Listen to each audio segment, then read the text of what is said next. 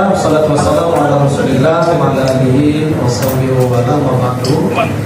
Yang saya hormati sahabat-sahabat saya, anggota KPU Kota Depok, sekaligus saya perkenalkan. Yang pertama Pak Khalil, Ketua Divisi Data Informasi. Kemudian ada Pak Fikri, Ketua Divisi Teknis Penyelenggaraan. Di sampingnya ada Pak Habibi, Ketua Divisi Hukum dan Pengawasan. Di sampingnya ada Pak Jayadin, Ketua Divisi Sosialisasi, dan juga Pak Yodi Joko Bintoro selaku Sekretaris KPU Kota Depok. Kami juga dibersamai oleh rekan-rekan dari Bawaslu Kota Depok, ada Pak Andriasa dan Pak Willy. Yang kami hormati Ketua DPD Partai Golkar Kota Depok, Pak Farabi, beserta seluruh jajaran dari Partai Golkar Kota Depok yang hadir di kantor KPU Kota Depok ini, serta rekan-rekan pers dan media yang kami hormati. Syukur alhamdulillah, pada sore hari ini kita dapat berkumpul di kantor KPU Kota Depok. Kami ucapkan selamat datang di kantor KPU Kota Depok dalam rangka kegiatan tahapan penyampaian ataupun pengajuan bakal calon anggota DPRD Kota Depok dari Partai Golkar. Waktu saya akan persilahkan kepada Pak Ketua untuk menyampaikan kata sambutannya. Sambil Bapak Ibu silahkan dinikmati apa yang tersedia. Mohon maaf ala kata. Kepada Pak Farabi saya persilahkan. Terima kasih. Assalamualaikum warahmatullahi wabarakatuh. Alhamdulillah, nahmaduhu wa nasta'inuhu wa nastaghfiruh. Na'udzu billahi min shururi anfusina wa min sayyiati a'malina. Man yahdihillahu fala mudilla lahu wa man yudlil fala hadiya lahu. Wa asyhadu an la ilaha illallah wahdahu la syarika lahu wa asyhadu anna Muhammadan abduhu wa rasuluh. Astaghfirullahaladzim, astaghfirullahaladzim, astaghfirullahaladzim wa atubu ilaih. Wa tanasuha li tarkis salat wa tujudu wa hawla wa la quwwata illa billah. Allahumma shalli ala sayyidina Muhammad wa ala sayyidina Muhammad. Pada yang terhormat Bapak Ketua KPU, Bapak Nana beserta jajarannya, mau saya sebutin takut salah, tapi tidak mengurangi rasa hormat saya sedikit pun. Pada yang terhormat para staf KPU dan juga semua teman-teman pers, sahabat pers di sini, sahabat kita, sahabat Golkar, dan juga yang mendampingi saya, dan saya akan perkenalkan satu persatu. Pak Bawaslu, ya Pak Bawaslu juga. Terima kasih Pak atas ikut menyambut kita. Pada yang terhormat para teman yang hadir di sini, para tokoh masyarakat, yang tadi tidak saya sebutkan bersatu dan mulai bersama saya berikut. Puji syukur kepada Allah Subhanahu Wa Taala yang telah melimpahkan dan menjaganya, sehingga kita dapat berkumpul di tempat yang berbahagia ini. Pertama-tama saya mau memperkenalkan dulu, takut kelupaan tadi. Maksud dan tujuan akan kami jelaskan belakangan. Pertama-tama saya membawa sekretaris DPD Partai Golkar yang kelihatannya akhir-akhir ini begadang. Karena perintah saya, ini zaman teknologi, tidak boleh orang intip sekretariat, tidak boleh, harus seorang sekretaris Partai Golkar yang udah periode kedua, Bapak Haji Didin Syafruddin.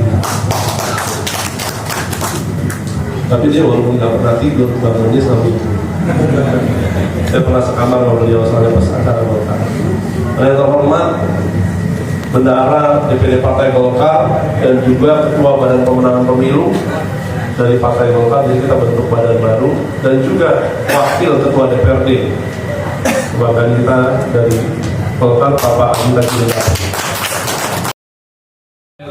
Assalamualaikum warahmatullahi wabarakatuh. Alhamdulillah kita sudah mendaftarkan bakal caleg dari DPD Partai Golkar Kota Depok, di mana kuota perempuan sudah terpenuhi, bahkan sudah melebihi dari batas peta yang diberikan ketentuan, jadi melebihi batas minimal. Dan yang paling penting adalah Golkar adalah partai berpengalaman. Ada yang bilang partai tua, menurut saya itu partai berpengalaman. Akan tetapi jajaran calegnya 60% kurang lebih dikuasai oleh para milenial. Jadi para senior tetap ada mengawal, sebagian sudah masuk ke dalam daftar caleg, dan juga sebagian besar menjadi dewan penasehat untuk turun ke masyarakat. bahkan ada yang masih jomblo. Banyak, ada beberapa yang masih jomblo, dan itu tidak menutup kemungkinan memang sekarang milenial kita yang mungkin masih pilih-pilih ya, dan itu tidak menutupi untuk mereka maju sebagai bacalek dari Partai Golkar. Dan juga Golkar insya Allah setiap kecamatan nanti akan diwakili ya, ada wakil DPRD dari Partai Golkar, di mana di Kota Depok ada 11 kecamatan. Di tiap-tiap kecamatan itu akan ada yang mewakili. Target kita menjadi 11 kursi, dari 5 menjadi 11 kursi.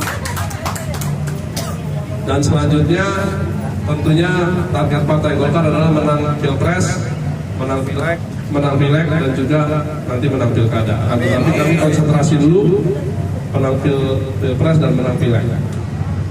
Demikian teman-teman semua yang saya cintai. Saya Pak dari Tribun. Pak mau nanya, karena terkait tadi udah disampaikan bahwa yang mendaftar ini ada 50 bacalek dari Partai Golkar. Ya, 100%. Kalau politik Golkar itu kan kita lebih kepada politik stabil ya dari dulu. Sampai sekarang Golkar bertahan Pak sebagai partai yang boleh dikatakan stabil politik.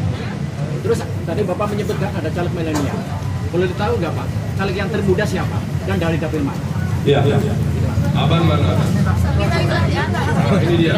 Statementnya Bang, jadi harapannya anak muda apa Bang? Umur 24 tahun. Dapil? BJ Cinere Limo. Ya, ada lagi satu lagi. Ketua Karang Taruna juga ada. Jadi kita juga ada, kan namanya pemuda, salah satu simbolnya adalah Karang Taruna. Ya, saya tidak bermaksud untuk mempolitisi Karang Taruna, tidak.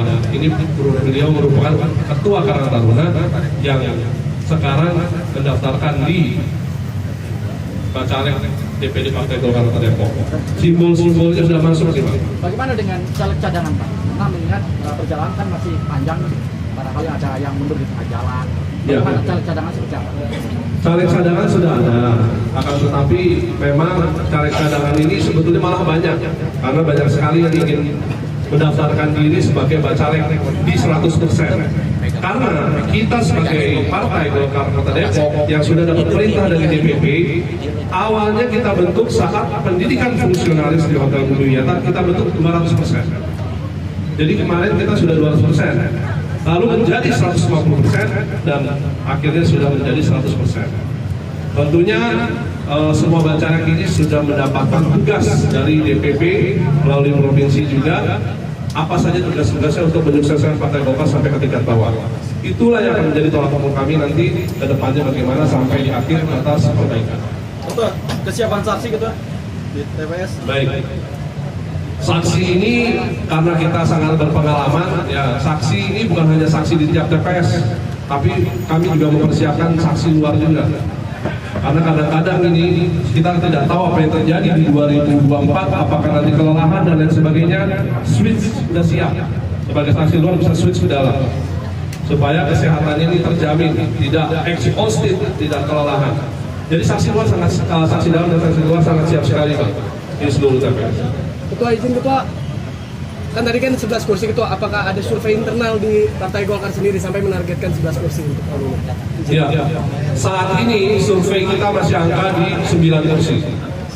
Ya, akan tetapi pemilu belum dimulai dicoblos maksudnya. Kalau tahapannya sudah ya, tahapannya sudah. Jadi ini belum habis. Kami sedang gempur terus tiap bacalek di bawah pimpinan Bapak Haji Tanjudin Tabri. Ya, beliau adalah wakil ketua DPRD dan saya tunjuk sebagai ketua Badan Pemenangan Pemilu Partai Golkar di 2024 Kota Depok.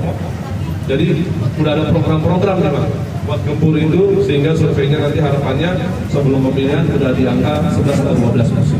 Mungkin isu pilkada Depok barangkali ada pematangan-pematangan internal ada bocoran. Karena abang memaksa, ya.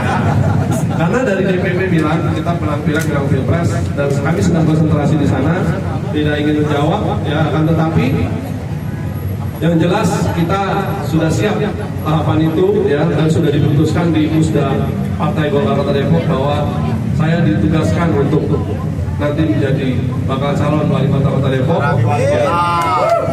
Dan tentunya kami akan merubah kota Depok secara signifikan. Kita sudah tahu semua orang pada ada teriak-teriak ya, kita akan rubah. Cuman saya tidak bisa menjabarkan lebih panjang karena saat ini kami sedang konsentrasi ke pilpres dan Terakhir, terkait pesan dan harapan buat masyarakat Kota Depok seperti apa?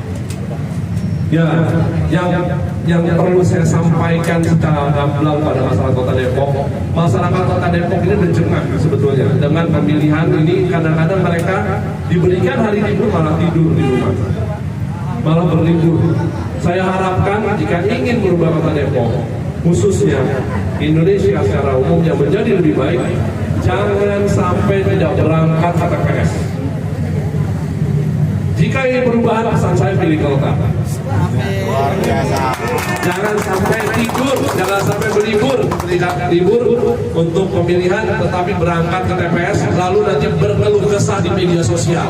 Aduh, kok gini, bosan gak ada perubahan. Oh, kalianlah yang menentukan. Kalian menentukan nasib Kota Depok. Kalau kalian berangkat, nanti akhirnya golputnya banyak lagi. Kalau golput dikumpulkan itu bisa jadi pemenang sebetulnya. Tetapi kan itu menyedihkan. Kita tidak mau itu terjadi. Dalam hal ini, kesempatan ini, ayo bangkit, berangkat ke TPS, pilih Partai Golkar. Terima kasih Pak Ketua. Ya, terima kasih.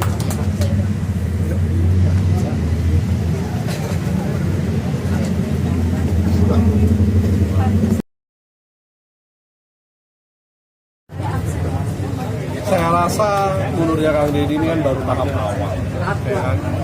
Beliau baru mengungkapkan. Saya harap nggak jadi lah, nggak jadi. Karena saya kenal beliau secara pribadi dan saya salah satu ketua di bawah beliau, ketua Golkar di bawah ketua provinsinya beliau. Jadi apa namanya? Beliau jadi ketua provinsi Jawa Barat, saya ketua Kota Depok. Saya tahu banget kalau Kang Deddy itu jiwanya kuning lah. Saya tahu sekarang beliau sedang menghadapi suatu masalah dan kami Golkar Kota Depok mendoakan segera selesai dan mudah-mudahan tetap berada di Partai Golkar. Tapi jika memang dia memilih untuk pindah gimana? Nanti saya yang rayu. Saya pribadi saya telepon, saya rayu. PDIP Ya pokoknya saya telepon, saya rayu. terkait dengan adanya Kang Emil di Golkar. Adanya Kang Emil di Golkar ini bukti bahwa sebetulnya kaum milenial dan dedengkotnya kaum milenial, salah satunya Kang Emil, udah melirik Partai Golkar ini sejak dulu. Partai Golkar ini partai yang nggak punya pemilik. Partai siapapun bisa jadi pejabat, partai siapapun bisa jadi pemenang di dalam partainya. Jadi adanya Kang Emil di Jawa Barat, dan saya lihat survei-survei internal kami, Kang Emil memang tinggi elektabilitas popularitasnya di Jawa Barat. Saya harap Jawa Barat sebagai provinsi terbesar pemilihnya, Kang Emil bisa membawa pengaruh buat kemenangan Partai Golkar. Apakah Kang Emil bisa menggantikan sosok Deddy? Nggak bisa. Kang Deddy, Kang Emil. Kang Emil punya pasar sendiri, Kang Deddy punya pasar sendiri. Kalau dua-duanya bergabung, jos. Mungkin itu apakah ada rencana Kang Emil diajarin di sini untuk nanti pilkada Kota Depok untuk mendongkrak suara Golkar? Udah, Kang Emil udah berjanji akan membantu Golkar Kota Depok untuk merubah Kota Depok. Kang Emil udah berjanji, nanti Kota Depok akan dibantuin. Kalau enggak nanti tanya, kalau nggak percaya tanya aja langsung ke beliau. Jadi udah berikan di pertemuan ketua DPD Partai Golkar se-Jawa Barat, termasuk Kota Depok. Beliau kan populer di Kota Depok, ya kan? Beliau akan bantu turun langsung. Ketua, keseriusan ketua di pilkada gimana tuh? Gimana kalau ada rayuan-rayuan dari luar lagi gimana? Gak ada yang bisa merayu saya di Gak ada yang bisa nih.